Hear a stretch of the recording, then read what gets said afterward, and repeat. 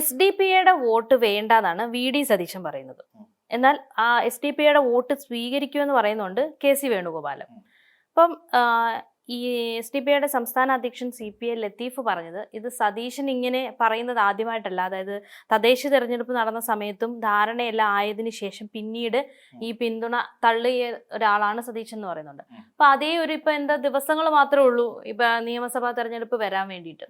അപ്പം ഈ ഒരു SDP-യുടെ പിന്തുണ വേണ്ട എന്നുള്ള സതീശന്റെ ഈ ഒരു തീരുമാനം എങ്ങനെയായിരിക്കും ഇവരെ ബാധിക്കാൻ പോകുന്നത്? ഇതില് നമ്മൾ നോക്കിയാൽ മനസ്സിലാക്കാൻ പറ്റുന്ന കാര്യം SDPI എന്ന് പറയുന്ന ഒരു സംഘടന, അതായത് എനിക്ക് തോന്നുന്നു socialist democratic party of India എന്നാണ് SDPI എന്ന് പറയുന്ന ഒരു വാക്കിന്റെ ഫുൾ ഫോം എന്ന് പറയുന്നത്. അപ്പൊ SDPI എന്ന് പറയുന്ന ഈ രാഷ്ട്രീയ പാർട്ടി ഇവിടെ കഴിഞ്ഞ കാലങ്ങളിലെല്ലാം UDF-ന് പിന്തുണ കൊടുത്തുകൊണ്ടുള്ള ഒരു സമീപനമാണ് സ്വീകരിച്ചിരുന്നത്. കഴിഞ്ഞ തദ്ദേശ തെരഞ്ഞെടുപ്പ് നമ്മൾ പരിശോധിച്ചാലും അതിനു മുമ്പ് നടന്നിട്ടുള്ള ഉപതെരഞ്ഞെടുപ്പുകൾ പരിശോധിച്ചാലും SDPI അടക്കമുള്ള SDPIയും ജമാഅത്തെ ഇസ്ലാമിയുടെ പാർട്ടി വെൽഫെയർ ഉൾപ്പെടെയുള്ള എല്ലാ കക്ഷികളും അല്ല ന്യൂനപക്ഷ പാർട്ടികളെല്ലാം തന്നെ UDF-ന് പിന്തുണ പ്രഖ്യാപിക്കുന്ന ഒരു സമീപനത്തോടു കൂടിയാണ് മുന്നോട്ട് പോയിക്കൊണ്ടിരുന്നത്. എന്നാൽ ഈ നിയമസഭാ തെരഞ്ഞെടുപ്പ് എത്തിയപ്പോൾ മാത്രമാണ് ഒരു ചേഞ്ച് ഇക്കാര്യത്തിൽ SDPIയുടെ കാര്യത്തിൽ പോലും ഉണ്ടാകുന്നത്. എന്തുകൊണ്ട് അങ്ങനെ ഉണ്ടായി എന്ന് ചോദിച്ചാൽ ഒരു പ്രധാനപ്പെട്ട കാരണം ഇപ്പം ഇയാള് പറയുന്നു ഞങ്ങൾക്ക് ഇവരുടെ വോട്ട് വേണ്ട, SDPIയുടെ വോട്ട് വേണ്ട എന്ന് VD സതീശൻ തറപ്പിച്ചു പറയുന്നു. അപ്പൊ നമ്മളിവിടെ പരിശോധിക്കേണ്ടത് എന്തുകൊണ്ടാണ് ഇതുവരെ ഇല്ലാതിരുന്ന ഒരു അകൽച്ച VD സതീശന് SDPIയോട് ഉണ്ടായത്. ഇതിന്റെ ഒരു കാര്യം വ്യക്തമാക്കാൻ എന്തുകൊണ്ട് VD സതീശൻ തയ്യാറാകുന്നില്ല? അത് വ്യക്തമാക്കണ്ടേ? സ്വാഭാവികമായിട്ടും പറയണ്ടേ, ഞങ്ങൾക്ക് ഒരു പിന്തുണ വേണ്ട എന്ന് പറയുമ്പോൾ അതുവരെ പിന്തുണ നേടിക്കൊണ്ടിരുന്ന ഒരു പാർട്ടിയുടെ അല്ലെങ്കിൽ മുന്നണിയുടെ നേതാവ് ഞങ്ങൾക്ക് ഇനി മുതൽ വേണ്ട എന്ന് പറയുമ്പോൾ തീർച്ചയായിട്ടും അതിന്റെ കാരണം കൂടി വ്യക്തമാക്കാൻ ബാധ്യസ്ഥരാണ്. പക്ഷെ എന്തുകൊണ്ടാണ് അവർ കാരണം വ്യക്തമാക്കാത്തത്? ഇന്ന കാരണങ്ങൾ കൊണ്ട്. അപ്പോഴാണ് നമുക്ക് അവിടെ ഒരു ചോദ്യം ഉണ്ടാകുന്നത്, VD സതീശന്റെ ഈ നിലപാട് ആരോട് സന്ധി ചെയ്യാൻ വേണ്ടിയിട്ടുള്ളതാണ് എന്നാണ് നമുക്ക് ചോദിക്കാനുള്ളത്. ആരോടാണ് സതീശന് സന്ധി ചെയ്യേണ്ടത്? മീൻസ് ഇപ്പം SDPIയോ അല്ലെങ്കിൽ ജമാഅത്തെ ഇസ്ലാമിയുടെ വോട്ട് വേണ്ട എന്ന് പറഞ്ഞു നിർത്തുമ്പോൾ അപ്പുറത്ത് മറ്റേതോ ഒരു വിഭാഗത്തിന്റെ വോട്ട് തങ്ങൾക്ക് ഉറപ്പാണ് എന്ന് കരുതി വെച്ചിട്ടായിരിക്കില്ലേ VD സതീശൻ അങ്ങനെ ഒരു നിലപാട് സ്വീകരിക്കുന്നത്? ഈ പറയുന്ന SDPI നേതാക്കന്മാർ പലരും ആവർത്തിച്ചു പറഞ്ഞിട്ടുണ്ട്, ഏതൊരു മണ്ഡലത്തിലും അവർ സ്വതന്ത്രമായി അവരുടേതായ ഒരു സ്ഥാനാർത്ഥിയെ നിർത്തിയാൽ 5% വോട്ടുകൾ ലഭിക്കാൻ സാധ്യതയുണ്ട്. അതായത് 1,00,000 വോട്ടുകൾ വീഴുന്ന ഒരു മണ്ഡലത്തിൽ ഏകദേശം 5,000 വോട്ടുകൾ പോലും സ്കോർ ചെയ്യാൻ അല്ലെങ്കിൽ നേടിയെടുക്കാൻ SDPI നേതാക്കന്മാർ കഴിയും. ഈ 5,000 വോട്ട് എന്ന് പറഞ്ഞാൽ ചെറിയതാണോ? ഒരു നിയമസഭാ തെരഞ്ഞെടുപ്പിനെ സംബന്ധിച്ചിടത്തോളം, ഏതൊരു തെരഞ്ഞെടുപ്പിനെ സംബന്ധിച്ചിടത്തോളം ഈ 1,00,000ന്റെ 5% എന്ന് പറയുന്ന ഈ 5,000 വോട്ടുകൾ അത്ര ചെറുതായി നമുക്ക് കാണാൻ കഴിയില്ല. കാരണം ഇത് ഈ 5,000 വോട്ടെന്ന് പറഞ്ഞാൽ ഒരിടത്ത് ഭൂരിപക്ഷം നിയന്ത്രിക്കുന്ന വോട്ടായെന്നേ. 5,000 വോട്ടെന്ന് പറഞ്ഞാൽ ഒരിടത്ത് ഒരു സ്ഥാനാർത്ഥിയുടെ ഭൂരിപക്ഷത്തിലേക്ക് എത്തേണ്ട വോട്ടായി 5,000 വോട്ട്. ഒരു വോട്ട് മതിയല്ലോ ഒരു ഭൂരിപക്ഷമാവാൻ. ഇപ്പൊ കേവലം ഒരൊറ്റ വോട്ടിന്റെ ഭൂരിപക്ഷത്തിൽ വേണമെങ്കിലും ജയിക്കാം. അപ്പൊ 5,000 വോട്ട് നിസ്സാരമല്ല.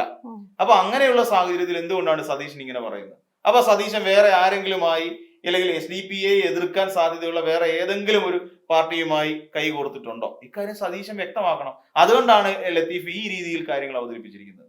KC വേണുഗോപാൽ എന്നാ വേണമെന്ന് പറയുകയും ചെയ്യുന്നുണ്ട്. ഈ ഒരു കാര്യത്തിൽ തന്നെ അവർക്കൊരു ഇതുണ്ടാവും. പിന്നെ ഇവിടെ SDPIയെ സംബന്ധിച്ചിടത്തോളം SDPI എടുക്കുന്ന ഒരു സാധ്യത അല്ലെങ്കിൽ SDPI എടുക്കുന്ന ഒരു സ്റ്റാൻഡ് എന്താണെന്ന് വെച്ച് കഴിഞ്ഞാൽ, നിലവിൽ 11 സീറ്റുകളിൽ ഇപ്പോ കഴിഞ്ഞ ലോക്സഭാ തെരഞ്ഞെടുപ്പിന്റെ കണക്കുകൾ പരിശോധിക്കുമ്പോൾ കേരളത്തിൽ 11 സീറ്റുകളിൽ 1ാം സ്ഥാനത്തേക്ക് BJP എത്താനുള്ള സാധ്യതയുണ്ട്. കാരണം കഴിഞ്ഞ വർഷത്തെ ലോക്സഭാ തെരഞ്ഞെടുപ്പിൽ BJPയുടെ മുന്നേറ്റം അനുസരിച്ച് നോക്കുമ്പോൾ ഈ 11 സീറ്റുകളിൽ BJP ജയിക്കാൻ സാധ്യതയുണ്ട്. അങ്ങനെ വന്നാൽ കേരളത്തിലെ 11 സീറ്റുകളിൽ ഈ BJP ജയിച്ചു കയറി സഭയിലെത്തിയിരിക്കും. 11 MLA-മാർ BJPയുടേതായി നിയമസഭയിൽ ഉണ്ടാകും. ഇതൊരു തെറ്റായ ഒരു പ്രവണത വളർത്തിയെടുക്കും എന്നുള്ളതിനെ കുറിച്ച് SDPIക്കാർ ഭയക്കുന്നുണ്ട്. കാരണം ഈ പറയുന്ന ഇതിനെതിരെ ഈ നമ്മുടെ സിറ്റിസൺഷിപ്പ് അമെന്റ്മെന്റ് ആക്ട്, അതായത് പൗരത്വ ഇതുമായിട്ട് ബന്ധപ്പെട്ടിട്ടുള്ള നിയമം, അവരതിന്റെ ബില്ല് പരസ്യമായിട്ട് കത്തിച്ചു കളഞ്ഞു. അതിനെതിരെയാണ് ഇവർക്കെതിരെ കേസൊക്കെ ആയത്. അത് വേറൊരു കാര്യം. അപ്പം അതുകൊണ്ട് തന്നെ BJPക്ക് എതിരായി അല്ലെങ്കിൽ ഇവിടെ നടക്കുന്ന ഹിന്ദു ഫാസിസത്തിനെതിരായി ശക്തമായ മുന്നേറ്റം നയിക്കുകയും അല്ലെങ്കിൽ BJPയുടെ വളർച്ചയെ എതിർക്കുകയും ചെയ്യുന്ന ഒരു രാഷ്ട്രീയ പാർട്ടിയാണ് SDPI. അപ്പൊ അങ്ങനെയുള്ള രാഷ്ട്രീയ പാർട്ടിക്ക് തീർച്ചയായിട്ടും BJP ജയിക്കാതിരിക്കുക എന്ന് പറയുന്നത് അവരുടെ കൂടി ആവശ്യമാണ്. കേരളത്തിന്റെ പൊതുസമൂഹത്തിന്റെ ആവശ്യം എന്നതുപോലെ തന്നെയാണ് ഇവരുടെയും ആവശ്യമാണ് BJP ഒരു സീറ്റിലും വിജയിക്കരുത്. അങ്ങനെ വരുമ്പോൾ ഇപ്പൊ നേമം എടുത്ത് പരിശോധിക്കൂ, പാലക്കാട് എടുത്ത് പരിശോധിക്കൂ, മങ്കട എടുത്ത് പരിശോധിക്കൂ, അങ്ങനെ പറയുന്ന പല മണ്ഡലങ്ങൾ എടുത്ത് നമ്മൾ പരിശോധിക്കുമ്പോഴും ഇവിടെയൊക്കെ ശക്തമായ പോര് നടക്കുന്നത് BJPയും CPM-ഉമായിട്ടാണ്.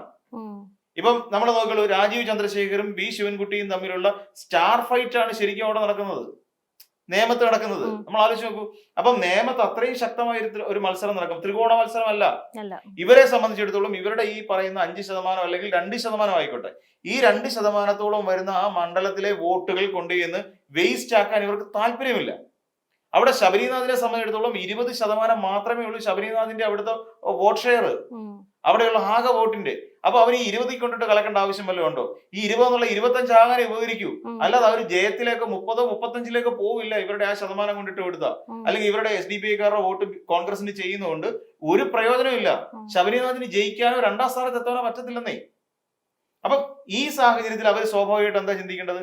ഇവരുടെ ജയിക്കാൻ സാധ്യതയുള്ള സ്ഥാനാർത്ഥിയിലേക്ക് അവർ വോട്ടിട്ട് കൊടുക്കും. അപ്പൊ അങ്ങനെ ചിന്തിക്കുമ്പോഴും ഇവിടെയുള്ള BJP സ്ഥാനാർത്ഥിക്ക് എതിരായിരിക്കണം ആ വോട്ട്. ഇതാണ് അവർ ചിന്തിക്കുന്നത്. അതുകൊണ്ട് SDPI എന്ത് ചെയ്യും? അവിടെ ശിവൻകുട്ടിക്ക് വോട്ട് ചെയ്യും. ശിവൻകുട്ടിക്ക് വോട്ട് ചെയ്തിട്ട് രാജീവ് ചന്ദ്രശേഖർ ഒന്നാമതെത്താതിരിക്കാൻ അല്ലെ ജയിക്കാതിരിക്കാൻ വേണ്ടി അവർ പരിശ്രമിക്കും. ശബരിനാഥിന് വോട്ട് ചെയ്തിട്ട് കാര്യമില്ല, ജയിക്കില്ല. 2ാം സ്ഥാനത്തേക്ക് വേണ്ടിയിട്ട് അവർ വോട്ട് ചെയ്തിട്ട് കാര്യമില്ല. അപ്പം അങ്ങനെ വരുന്ന സാഹചര്യത്തിലാണ് ഇവരുടെ വോട്ടിന് പ്രാധാന്യം ഉണ്ടാകുന്നത്. അങ്ങനെ പാലക്കാട് നോക്കൂ. പാലക്കാട് അവിടെ ആരാ ഉള്ളത്? അവിടെ ശോഭാ സുരേന്ദ്രനാണ് നിൽക്കുന്നത്. ഇന്ന് നമുക്കറിയാം, ശോഭാ സുരേന്ദ്രൻ ഈ പറയുന്ന വിദേശ എന്താ പറയുന്ന വിദേശത്ത് നിന്ന് കോൺട്രിബ്യൂഷൻ സ്വീകരിക്കുന്നതുമായിട്ട് ബന്ധപ്പെട്ടിട്ടുള്ള ആ ആക്ടിന്റെ കാര്യത്തിൽ അവിടെ നിന്ന് പിണങ്ങി ഇറങ്ങിപ്പോയില്ലേ? ഭക്ഷണം കഴിക്കണം, അത് ചെയ്യണം, ഇത് ചെയ്യണം എന്ന് പറഞ്ഞിട്ട് ശോഭാ സുരേന്ദ്രൻ. അപ്പം FCRA എന്ന് പറയുന്ന ഒരു ആക്ടിൽ തന്നെ അമെന്റ്മെന്റ് ചെയ്യുമ്പോൾ ഉണ്ടാകാവുന്ന ദൂഷ്യം ഈ പറയുന്ന ന്യൂനപക്ഷ കക്ഷികൾക്ക് എല്ലാവർക്കും, ക്രൈസ്തവ സഭകൾക്ക് ഉൾപ്പെടെയാണെന്ന് വരുന്നത്. അത് ഈ പൊട്ടന്മാരായിട്ടുള്ള PC ജോർജ് മനസ്സിലാക്കുന്നില്ല എന്നുള്ളതാണ്. അവർക്ക് അടക്കം പ്രശ്നം ഉണ്ടാകുന്നതാണ്. ഇപ്പൊ PC ജോർജ് സ്ഥാനാർത്ഥിത്വം ഉണ്ട്, അത് കഴിഞ്ഞാൽ പോയി. ഇതോടെ പൂഞ്ഞാറിൽ നിന്ന് ഇത്തവണയും തോറ്റു കഴിഞ്ഞാൽ PC ജോർജ് പിന്നെ ഇല്ലെന്നേ, രാഷ്ട്രീയ ഭൂപടത്തിൽ തന്നെ കാണത്തില്ല. അത് വേറൊരു കാര്യം, അത് പോട്ടെ. അപ്പം ഈ പറയുന്ന ഈ രീതിയിലുള്ള നീക്കങ്ങൾ നടത്തിക്കൊണ്ടിരിക്കുന്ന BJPയെ എന്തുകൊണ്ടും പാലക്കാട് എതിർക്കുക എന്നുള്ള SDPIയുടെ നിരന്തരമായ ഇതാണ്. നമ്മൾ പാലക്കാട് ഉപതെരഞ്ഞെടുപ്പ് സമയത്ത് നമ്മൾ കണ്ട ഒരു കാഴ്ച, പാലക്കാട് ഉപതെരഞ്ഞെടുപ്പ് സമയത്ത് രാഹുൽ മാങ്കൂട്ടത്തിൽ അവിടെ വിജയിച്ചപ്പോൾ അവിടെ ആദ്യം ആഘോഷ പ്രകടനവുമായിട്ട് ഇറങ്ങിയ പാർട്ടിയുടെ പേര് SDPI എന്ന് തന്നെയാണെന്നേ. എന്തിനാണ് SDPI അവിടെ ശക്തമായ ഒരു സാന്നിധ്യമായി രാഹുൽ മാങ്കൂട്ടത്തിനെ അംഗീകരിച്ചത്? അവിടെ BJPയെ പരാജയപ്പെടുത്താൻ, C കൃഷ്ണകുമാറിനെതിരെ ഒരു നേട്ടം ഉണ്ടാക്കാനാണ്. അപ്പൊ അവിടെ ഇവരുടെ എല്ലാ വികാരങ്ങൾക്കും എതിരായിട്ട് രമേശ് പിഷാരടിയെ പോലെ ഒരു സ്ഥാനാർത്ഥിയെ പാലക്കാട് കൊണ്ട് മത്സരിപ്പിക്കുമ്പോൾ നേമത്തെ സെയിം സിറ്റുവേഷൻ ആണ് അവിടെ ഉള്ളത്. അല്ലെ? നേമത്തെ അതേ സിറ്റുവേഷനാ. ഇവിടെ നിൽക്കുന്ന സ്റ്റാർ ഫൈറ്റ് ചെയ്യാൻ വേണ്ടി നിൽക്കുന്ന സ്റ്റാർ ഫൈറ്റിംഗ് ആണ് ഇവിടുത്തെ ഇത്. ആരാ നിൽക്കുന്നത്? അവിടെ നിൽക്കുന്ന ശോഭാ സുരേന്ദ്രനാണ്. SDPയെ അങ്ങനെ നിസ്സാരമായിട്ട് കാണരുത് സതീശൻ മനസ്സിലാക്കും. അതെ, കാര്യം 5% വോട്ടെന്ന് പറയാൻ ഞാൻ നേരത്തെ സൂചിപ്പിച്ച പോലെ ഒരു മണ്ഡലത്തിൽ 2 ലക്ഷം വോട്ടുണ്ടെങ്കിൽ അത് 10,000 വോട്ടായി വർദ്ധിച്ചിരിക്കുന്നേ നമ്മൾ മനസ്സിലാക്കണം. ഈ 5% വളരെ നിസ്സാരമായ ഒരു കാര്യമല്ല. 5% അവർക്ക് കിട്ടുമെന്ന് അവർ ഉറപ്പ് പറയുന്നു. അവർ ഇൻഡിപെൻഡന്റ് ആയിട്ട് സ്ഥാനാർത്ഥിയെ നിർത്തിയാൽ അപ്പൊ 5% നിസ്സാരമായ വോട്ടേ അല്ല. അതെന്താ മനസ്സിലാക്കാത്ത ഇവര്? ഒരു 2 ലക്ഷം വോട്ടുണ്ടെങ്കിൽ 10,000 ഇതായില്ലേ, 10,000 വോട്ടായില്ലേ? അപ്പൊ ഈ 10,000 വോട്ടെന്ന് പറഞ്ഞാൽ ഭൂരിപക്ഷം ഒന്ന് ആലോചിച്ച് നോക്കൂ. അപ്പൊ പാലക്കാട് മണ്ഡലം ആലോചിച്ച് നോക്കൂ. പാലക്കാട് മണ്ഡലത്തിൽ ശോഭാ സുരേന്ദ്രൻ, തൊട്ടിപ്പുറത്തിരിക്കുന്ന രമേശ് പിഷാരടി. എന്തെങ്കിലും ഒരു മൂവ്മെന്റ് ഉണ്ടാക്കാൻ രമേശ് പിഷാരടിയെ കൊണ്ട് സാധിക്കുമോ?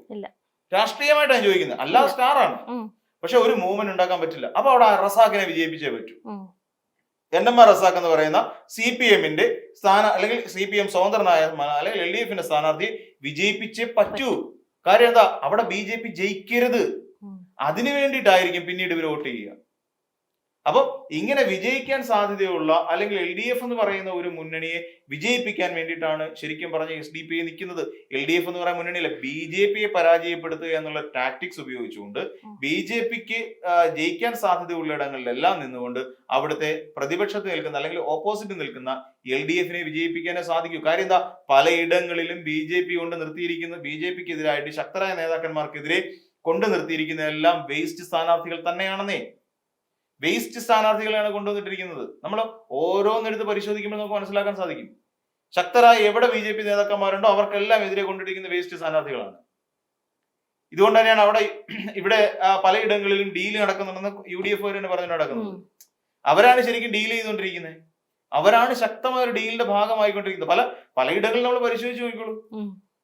ചെങ്ങന്നൂര് ഡീലുണ്ടെന്ന് പറഞ്ഞൊരു മണ്ഡലമാണ്. ചെങ്ങന്നൂരിൽ ആരെയാ നിർത്തിയിരിക്കുന്നത്? എബി കുര്യാക്കോസ് എന്ന് പറയുന്ന ഒരാളാണ് ചെങ്ങന്നൂർ മത്സരിക്കുന്നത്. പിന്നെ ആർക്കെതിരെയാണ്? സജി ചെറിയാനെതിരെ. സജി ചെറിയാന്റെ പോപ്പുലാരിറ്റി ഉണ്ടോ എബി കുര്യാക്കോസിന്? ഇല്ല. മനസ്സിലാക്കണം. അപ്പം നേരത്തെ ഉണ്ടായിരുന്ന ഗോപകുമാർ എന്നങ്ങോട്ട് പറയുന്ന എം വി ഗോപകുമാർ എന്നങ്ങോട്ട് പറയുന്ന ഒരു സ്ഥാനാർത്ഥി BJP മത്സരിക്കുന്നത്. ഇതിനു മുൻപ് അദ്ദേഹം മത്സരിച്ചിട്ടുണ്ട്. ഈ കുര്യാക്കോസ് ആദ്യമായിട്ട് മത്സരിക്കുക. ഇവിടെയാണ് ഈ അഡ്ജസ്റ്റ്മെന്റ് പൊളിറ്റിക്സ് എന്ന് പറയുന്ന സാധനം വരുന്നത്. അപ്പൊ ഇങ്ങനെ തുടങ്ങിയ നിരവധി മണ്ഡലങ്ങളുണ്ട്. അപ്പൊ അതുകൊണ്ട് തന്നെ ഈ പറയുന്ന 5% വോട്ടെന്ന് പറയുന്നത് SDPയെ സംബന്ധിച്ചിടത്തോളം എന്ന് മാത്രമല്ല ഒരു ജനാധിപത്യ ക്രമത്തിൽ തീരെ നിസാരപ്പെട്ട വോട്ടുകളല്ല എന്നുള്ള കാര്യം VD സതീശൻ മനസ്സിലാക്കണം. VD സതീശൻ ഈ പറയുന്ന പോലെ ഞാൻ വർഗീയ ശക്തികളുടെ തിണ്ണതിരങ്ങത്തില്ലെന്ന് പറയുന്നെങ്കിലും ഈ പറയുന്ന എല്ലാ വർഗീയ ശക്തികളുടെയും തിണ്ണതിരങ്ങാൻ പോയ ചരിത്രം VD സതീശൻ ഉണ്ടെന്നേ. അത് ഈ തെരഞ്ഞെടുപ്പ് കാലത്തും എല്ലാ ജനങ്ങൾക്ക് ബോധ്യപ്പെട്ടതാ. നിലപാട് എന്നൊക്കെ പറഞ്ഞിട്ട് ഒരു വലിയ വായിലൊന്നും VD സതീശൻ വെച്ച് വിളമ്പിയിട്ടൊന്നും ഒരു കാര്യമില്ല. ജനങ്ങൾക്ക് സതീശനെ കുറിച്ചുള്ള യഥാർത്ഥ പിക്ചർ അറിയാം. ഇത്തവണ പിന്നെ തന്നെയല്ല ഈ BJPയുടെ ഒരു കുത്തൊഴുക്കിനെ പ്രതിരോധിക്കാൻ ശേഷിയുള്ള ഒരു മുന്നണി LDF ആണ് എന്നുള്ള കാര്യം സത്യത്തിൽ SDP മനസ്സിലാക്കി കഴിഞ്ഞിരിക്കുന്നു. അതിന്റെ ഭാഗമായിട്ടാണ് ഒരു എഴുതി നടക്കുന്നത്. പിന്നെ SDP വോട്ട് വേണോ എന്ന് ചോദിച്ചു കഴിഞ്ഞാൽ ഇവിടുത്തെ ആർക്കാ വോട്ട് വേണ്ടാത്തത്? CPM ആണെങ്കിലും പറയും എനിക്കെന്താ വോട്ട് മേടിക്കുന്നത് എന്താ കുഴപ്പം? ഒരാൾ വോട്ട് തരാൻ തയ്യാറാണെങ്കിൽ മേടിക്കുന്നതിൽ എന്താണ് തെറ്റ്? അപ്പം അവിടെ നിലപാട് പറയണ്ട, പിന്തുണയ്ക്ക് വേണ്ട എന്ന് പറയുന്നില്ല, വേണമെന്നും പറയുന്നില്ല. ഒരു ന്യൂട്രൽ പരുവത്തിൽ നിന്നാൽ കിട്ടാനുള്ള വോട്ട് കിട്ടും. അപ്പൊ അവിടെ ഒരാളെ BJP എന്ന് പറയുന്ന ഒരു മുന്നണിയുടെ പ്രവേശനത്തെ തടയുക എന്നുള്ളതാണ് ശരിക്കും ലക്ഷ്യം വെക്കേണ്ടത്. അത് അങ്ങനെ തടയുന്നത് കൊണ്ടുള്ള ഗുണം കിട്ടുന്നത് കോൺഗ്രസിനാണ് അക്ഷരാർത്ഥത്തിൽ. കാരണം ഇപ്പോഴത്തെ ശരിക്കും പറഞ്ഞു കഴിഞ്ഞാൽ BJPയുടെ യഥാർത്ഥ ലക്ഷ്യം CPMനെ വീഴ്ത്തുക എന്നുള്ളതല്ല. CPM എന്ന് പറയുന്നത് ഇവരുടെ ഒരു ടാർഗറ്റേ അല്ല. അടുത്ത ഒരു 20 വർഷത്തേക്ക് BJP CPMനെ ടാർഗറ്റ് ചെയ്യുന്നതേയില്ല. എന്തുകൊണ്ടാണെന്ന് വെച്ചാൽ CPMനെ ടാർഗറ്റ് ചെയ്താൽ ഉടനെ CPMനെ പൂട്ടാൻ പറ്റത്തില്ല. CPMനെ ടാർഗറ്റ് ചെയ്തിട്ട് കാര്യമൊന്നുമില്ല. പകരം ടാർഗറ്റ് ചെയ്യേണ്ടത് കോൺഗ്രസിനെയാണ് ടാർഗറ്റ് ചെയ്യേണ്ടത്. കാരണം എന്താ വെച്ചാൽ ഇവിടെ കേരളത്തെ സംബന്ധിച്ചിടത്തോളം ഏറ്റവും ദുർബലപ്പെട്ട പാർട്ടികളിലൊന്ന് കോൺഗ്രസ് പാർട്ടിയാണ്. അങ്ങനെയുള്ള കോൺഗ്രസിനെ ഇവിടുന്ന് എയിം ചെയ്ത് കോൺഗ്രസിനെ തകർത്തു തുടങ്ങിയാൽ കോൺഗ്രസിനകത്തുള്ള പല നേതാക്കന്മാരും BJPയിലേക്കോ അല്ലെങ്കിൽ 2020യിലേക്കോ ചേക്കേറി കഴിഞ്ഞാൽ ഇവരുടെ NDA എന്ന് പറയുന്ന മുന്നണി വലുതാകും. കോൺഗ്രസ് ശോഷിക്കുകയും ചെയ്യും. പിന്നെ ക്രമേണ അങ്ങോട്ട് അടുത്തൊരു 30 വർഷം കൊണ്ട് 2036 ഇവിടെ പ്രധാന പ്രതിപക്ഷമായി BJP വരും, അല്ലെങ്കിൽ അങ്ങനെ വരുത്താൻ വേണ്ടി തന്നെയാണ് BJP കാൽക്കുലേറ്റ് ചെയ്തുകൊണ്ടിരിക്കുന്നത്. ആ രീതിയിലുള്ള മൂവ്മെന്റ് ആണ് നടക്കുന്നത്. അല്ലാതെ നാളെ വന്നിട്ട് കേരളത്തിന്റെ ഭരണം ഈ 2026 തെരഞ്ഞെടുപ്പിൽ കേരളത്തിന്റെ ഭരണം പിടിക്കണമെന്ന് BJPക്ക് ഒരു ലക്ഷ്യമില്ല. ഏറ്റവും കുറഞ്ഞ ഒരു 5 സീറ്റ് ഇതിൽ ഉണ്ടാക്കിയെടുക്കുക എന്നുള്ളതാണ്. ഈ 5 സീറ്റിന് തടയിടാൻ വേണ്ടിയിട്ടാണ് LDFന് തൽക്കാലം അവിടെ വിജയിപ്പിക്കേണ്ടി വരുന്നത് SDPക്ക്. അതുകൊണ്ട് അതിൽ പോലും BJP ഉണ്ടാകാതിരിക്കാൻ വേണ്ടിയിട്ട് നടത്തുന്ന ശ്രമത്തിന്റെ ഭാഗമാണ് ഈ ഡീൽ എന്ന് മാത്രം കരുതിയാൽ മതി.